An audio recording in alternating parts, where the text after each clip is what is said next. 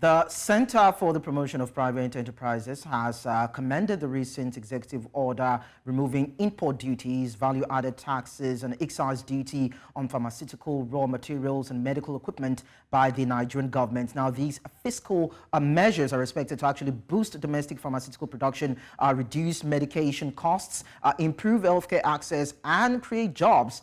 Now, the CPPE boss emphasized that fiscal policy measures are crucial for addressing supply-side challenges and inflation, recommending the extension of similar policies to agriculture, energy, and iron and steel sectors, among other sectors. However, there is a general concern around balancing fiscal and monetary policies. But most importantly, the potential revenue losses to government if tax breaks are extended to other sectors. So this morning, I'm pleased to let you know that Dr. Muda Yusuf, CEO, Center for the Promotion of Private Enterprises, is right here in our studio to help us discuss this further. Dr. Yusuf, thank you so much for joining us to talk about this.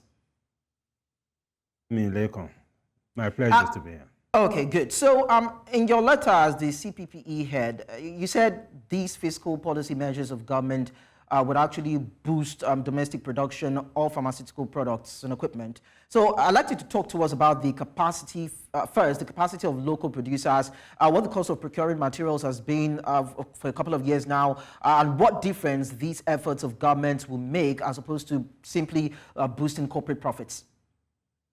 Well, first of all, you know, the biggest challenges that we are facing currently has to do with the issue of the cost of living across all product groups. And that has been creating a lot of challenges for businesses, a lot of challenges for citizens, and even a lot of challenges for those who are managing the economy. Now, before now, we have seen the deployment of a wide range of monetary policies. And there has been a clamor over the last 1 year for us to see more of fiscal policy measures. Monetary policy effectiveness has not been that great in terms of addressing the critical concerns of the economy, especially around the cost of living and around issues of scaling up production.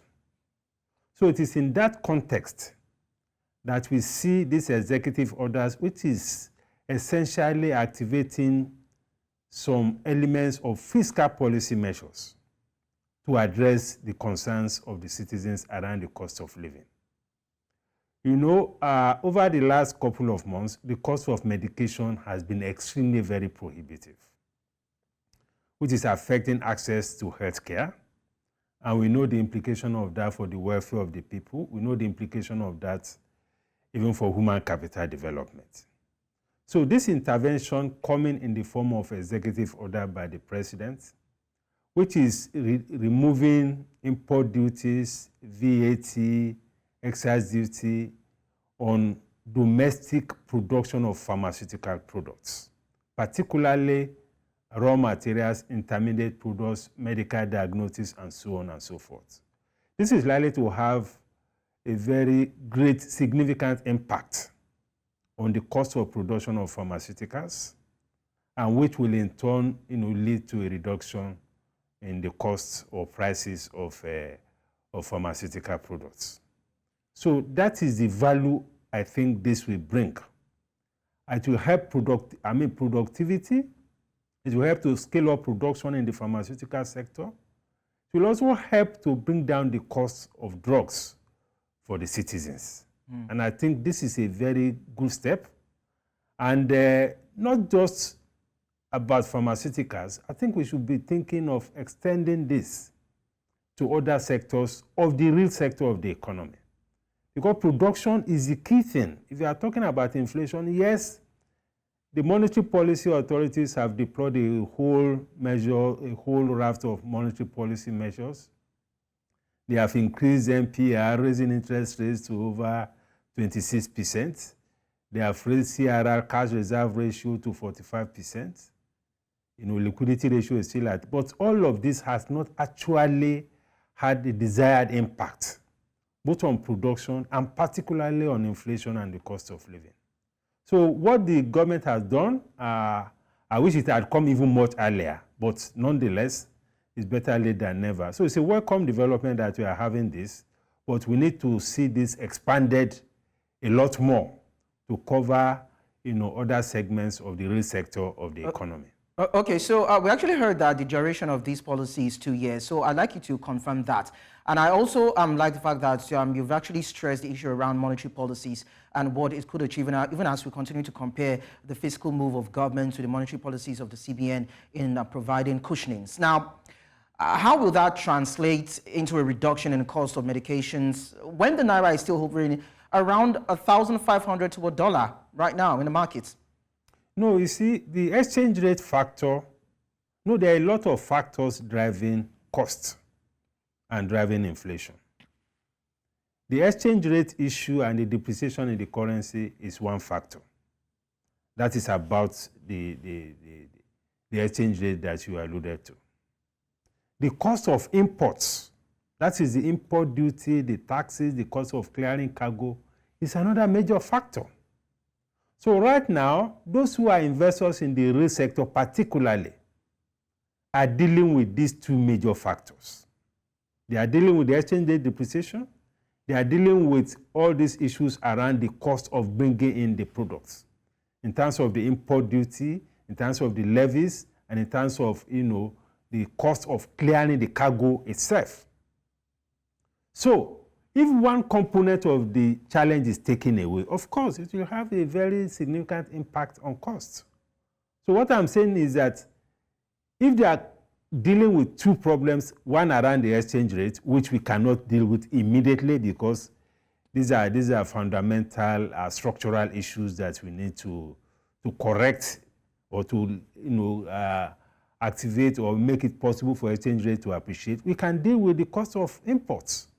And this component of cost of imports, import duty, levies, and some other taxes and all of that, if we're able to deal with that, it will reduce the cost. So a major component of the cost has been taken away by this very action. And the good thing about fiscal policy measures is that they are very prompt in their effect, they are quicker to deploy, and their impact is felt almost immediately, unlike monetary policy. The transmission mechanism is quick and the impact is felt immediately. Imagine if you are paying about maybe 500 million to import a particular thing and suddenly the cost of those imports drop by maybe 25% or 30%. You feel it immediately. So that is what these fiscal policy measures will do. And the impact, I'm sure, will be very, very significant, both for those who are investors and for the citizens. Okay, Dr. Yusuf, this is more or less, of course, a window period for the pharmaceutical industries. You've not actually confirmed if it's just 2 years, according to what we've heard. I'd like you to confirm that. No, I think the circular says 2 years. Okay. And these things can be, it can be varied, it can be adjusted depending on prevailing circumstances. Nothing is cast in stone. Oh, okay. Yeah. So earlier you said that these should be scaled down, of course, looking at the real sector, basically all the sectors of the economy, if not all, maybe some critical ones. But some people feel that that should not come into play for now because there are issues around potential revenue loss to government. So how do you see it? No, you see, when you are dealing with the kind of challenge that you are dealing with as a country, the issue of revenue should be secondary. Because that is part of what has led us to this situation. We are dealing with a major issue of the cost of living. It has political implications. It has social implications. It has economic implications as well. So if we are faced with this, of course, there has to be a trade-off. So if we are improving the welfare and reducing the cost of living, reducing the cost of production, you can trade off some revenue. And that trade-off is also just in the short term. Because if you create a breathing space for those who are investors through some of these waivers, the investors will be able to invest more, they'll be able to grow their production, they'll be able to create more jobs, they'll be able to ensure that the cost inflation drops, the cost of their products drops, and ultimately, their businesses will grow.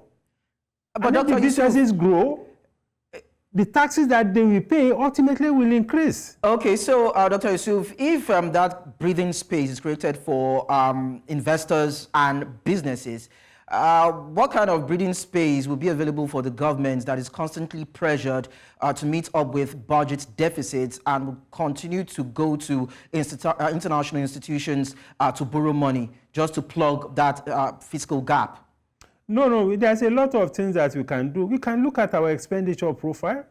We can look at things that are not so critical that you can step down. Because the issue of managing the fiscal operations is not just a revenue issue. It's also an expenditure issue. It's a cost of governance issue.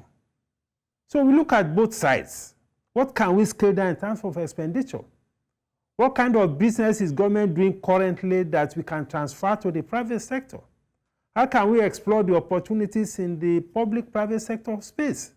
How can we create more opportunities, more space for the private sector to get involved in the delivery of some of these infrastructures?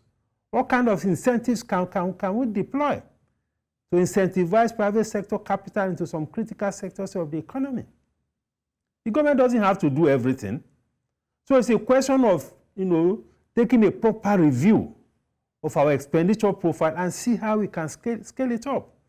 But it's very important that we grow the economy first. If we grow the economy, ultimately the revenue will come. But if we stifle and suffocate businesses because we are trying to generate revenue, the revenue may not come. Because a economy that is not doing well cannot even give you much revenue. So it is in the interest of the economy, the government, and the citizens that we give a breathing space for investors so that they can create more jobs. And we are talking about social returns of some of these policies. All right. It's not everything that is about financial returns. Okay. Look at the economic returns. You look at social returns. Now, Dr. Yusuf, while you focused on inflation in your article, you stated that fiscal policy measures have much better prospects to address economic challenges like boosting production, and you've actually spoken extensively about that this morning. Now, we've not seen that being truly replicated in the oil and gas industry, the agriculture, and of course the manufacturing sectors. Even the SME cash intervention some months back ago that were given to small businesses, 50,000 naira. We had a guest yesterday who said that that did not actually yield any positive results as was expected. So I'd like to find out what could be the challenges when it comes to what the government is trying to do with its fiscal policies, how it affects, these various sectors and the intended results that we all are meant to see. Well, it depends on the kind of intervention. If you are intervening at a micro level, and what I mean by that is that, okay, you gather maybe 1,000 SMEs, 2,000 SMEs, and you give them some intervention. Yes, that is not bad, but that may not go far enough. If the intervention is systemic, just as we are seeing with these policies now, what has been done for the pharmaceutical cuts across all the operators in the pharmaceutical industry. It's not a question of selecting 1 or 2 or 5 or 10 pharmaceutical companies. Once you are in that space, you enjoy the benefit of that policy. So, and that is the beauty of this systemic approach to this intervention. If it's an intervention that applies to, take for instance, if you identify some critical inputs of some SMEs, either in manufacturing or in agro businesses, maybe the agrochemicals, maybe the feed that they use and the poultry feeds, maybe fertilizers, all these inputs. If there's a fiscal policy measure that crashes the cost of these inputs, the impact will be felt immediately by all the operators in the economy. And the impact will be transmitted or will be cascaded to the citizens in terms of lower prices.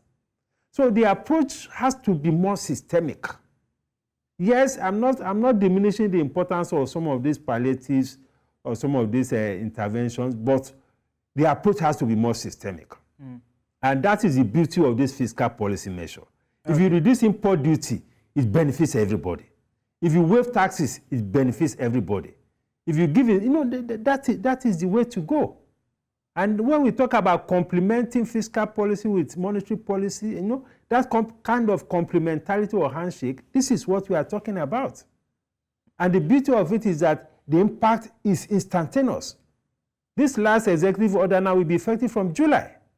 So from July, whatever imports are coming for the pharmaceutical industry, the cost will drop significantly. And that will translate. So that is why I'm emphasizing that this should be replicated. For those who are in the agro-allied industries, the entire agri value chain, so that you can see a reduction in the cost of food. So what about the issue around insecurity and climate change that, of course, farmers are facing in that particular area? Don't you think that is also one concern that the Nigerian government may need to also deal with? No, that's a very critical concern. It's a major problem, especially for our food security. Because part of the reasons we are having this challenge, again, is because of insecurity. So we need to do a lot more. We need to review strategies around this issue of insecurity. That is a major issue.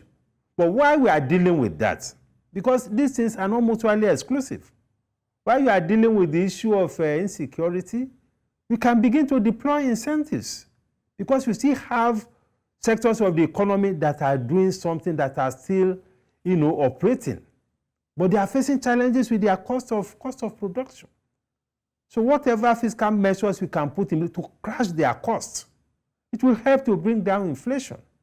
And just as I said, the fiscal policy measure has more impact on the supply side of the economy. Because the biggest problem we are having is on the supply side. We cannot fix infrastructure overnight.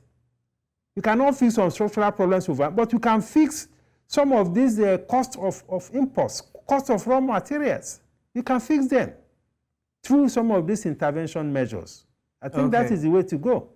Okay, well, I feel some Nigerians within that space will be happy right now, looking at the fact that the Nigerian government is not only bringing up solutions in the monetary aspect of things, but also looking at the fiscal sides. And we hope that we'll begin to see the trickles in terms of benefits coming in time. Dr. Muda Yusuf, CEO, Center for the Promotion of Private Enterprise. It was nice talking to you. Thank you so much. Thank you very much. My pleasure.